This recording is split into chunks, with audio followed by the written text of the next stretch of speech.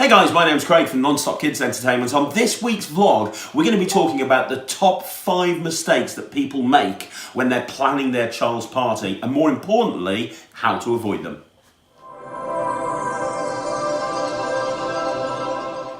Okay, so you've hired your entertainer. Brilliant. You've hired your venue. You've sorted out your food. Everything's fine. You have planned a kid's party that's going to rock the world. So what could go wrong? Well, quite a lot actually. There's a lot that could go wrong. 5 things can ruin that party. And I've seen parties in the past where literally everybody's done everything right and they've done a couple of these things wrong, and there's been only like 4 or 5 people that have turned up. If you want your child's party to absolutely rock the house and you want your child's friends and their parents to be talking about it forever, I've got 5 tips right here in this vlog that you can use to make sure that your child's party is mind-blowing. Let's count them down. Number 1, sending out your invitations too late or too early. The big question is, when do you send the invitations out to the children to come along to your child's party? If you send them out really far in advance, like 3 or 4 months in advance, a lot of parents will think, oh, that's coming up later, they'll forget about it, and then they just won't get back to you because they've forgotten, to be honest. Likewise, if you send the invitations out like ridiculously close to the date, like a week, maybe even 2 weeks beforehand, a lot of the time people have already got stuff planned at that point. So again, they kind of go, oh, I've already got something, we won't go to that one. Because as you know, kids get so many party invitations these days, it's almost impossible to go to every single one, so you have to pick and choose. So you want to make it really easy for parents to say yes to.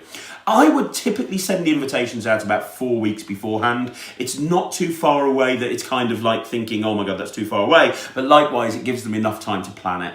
The only time that I would actually change this is if you're planning a child's party. It's a really busy time of the year. So for example, if it's at Christmas where there's a lot of stuff that the kids might do, or even more importantly, during the summer holidays, you know, obviously if your child's got a birthday and you're planning a party at the end of August and he or she is in school, well, you want to kind of send the invitations out before the kids leave school, as it might be very difficult to get those invitations to those kids. So there are exceptions to this rule, but generally 4 weeks beforehand is when you want to send out the invitations. Mistake number 2, not giving your guests the essential information that they need to make sure they come to the party. So when you send out the invitations, it's not just a case of, you know, like, we're having a party. You want to make sure they've got the information. So you want to make sure they've got your mobile number so they can call you. You want to make sure that you've got the venue details and the address on there, including a postcode, because most people use something like Google Maps or SatNav to get there. You want to make sure that they've, if it's a hard to find place, that there's like directions on how to get there. And you want to include options for food. That's normally a really good idea. You want to find out if people have got food allergies or not food allergies. You want to let people know that there's party food included and that sort of thing. You don't want to give people a reason to not go because you haven't given them all the information. So make sure that you give them all the information that they need in order to say yes or no. Number 3, make sure that you include an RSVP. It's really important that the parents of the children that you're inviting know how to get back to you quickly and easily. You know, one of those things where you cut out a strip at the bottom and say tick yes or no. That's a nice way of doing it, but it's sometimes a little bit too much hassle and people forget and end up not going. A great way to do it is to put your mobile number and say, just text me yes or no, and give them a cut-off time. I need to know for final numbers, can you let me know by this date? Just text me yes or no. You can put an email address in there, but I tend to find that text is better. And one more thing that you can do that we've seen a lot of our clients doing these days is you can create an event on Facebook and you can invite all of the moms via Facebook and they can confirm yes or no via Facebook as well. But the key thing is you want to make it very easy for them to say whether they're coming or not. And the important thing there is to make sure that there's an RSVP in some way. Make sure that you've had a contract from your entertainer. Make sure that the entertainer that you've picked and you've booked, hopefully us, I'm kind of biased, but hopefully us, make sure they're keeping in touch with you between when you book in and the actual party date. You know, you've heard the horror stories of people being let down. There's some amazing entertainers out there, but there are some entertainment companies that will do that on a very regular basis. The key to make sure this doesn't happen is to make sure they send you a contract or some sort of confirmation that they're coming, and make sure that that they're actually keeping in touch with you. They should really be calling you a few days beforehand, or texting you, or emailing you, or something.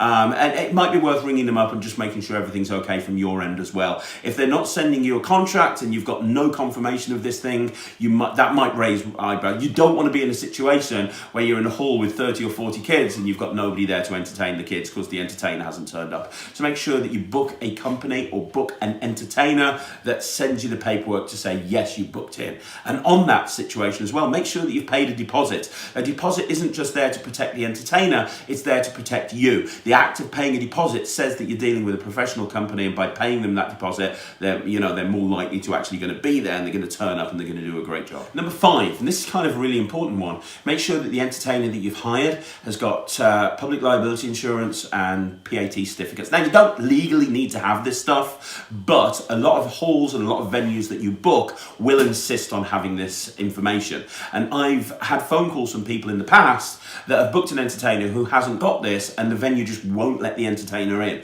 So you want to make sure of this beforehand when you book, or at least find out if the venue needs this information.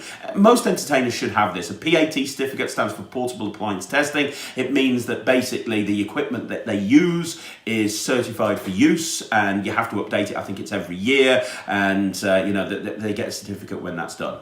The other thing, public liability insurance, PLI, it can be anything from 2 to 10 million pounds. It's just there as a not legal requirement. It's there so that if anything goes wrong, they've got insurance against that. As I say, a lot of venues will basically insist on your entertainer giving them this information beforehand. So make sure that the entertainer that you book has got PLI and PAT certificates. There you go, that's it, guys. That's the 5 things that you need to make sure of when you're planning your child's party to make sure it's a success. Look, you know what? We'd be happy to talk to you about this over the phone. If you want to speak to Non-Stop Kids about hiring us for your kids' party, just visit our website on www.nonstopkids.co.uk or give us a call on 0333 301 3002. We'd be more than happy to chat you through and go through different options and give you some advice. And if you want a no obligation quote, we'd be happy to give you that as well. Just fill in the contact form on the website or give us a call. And don't forget to subscribe to this YouTube channel. We put on videos of our entertainers performing quite often,